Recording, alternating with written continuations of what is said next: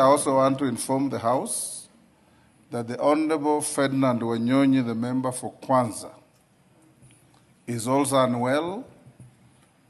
He was in Nairobi Hospital for about a month, and the doctors recommended that we take him to India.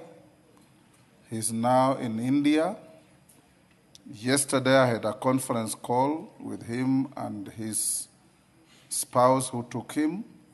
This morning, the clerk did the same. I'm saying this because I want to send a message to the evil rumor mongers out there in his constituency that he passed on and we are holding on to information maliciously. Honorable Ferdinand Wanyonyi has not passed on. He is in a hospital in India.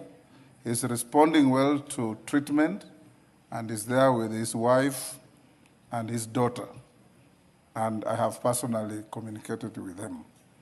And honorable members, this can happen to any one of you. And we should condemn people who take people's plight and start spreading wicked rumors that have no value to anybody, not even themselves.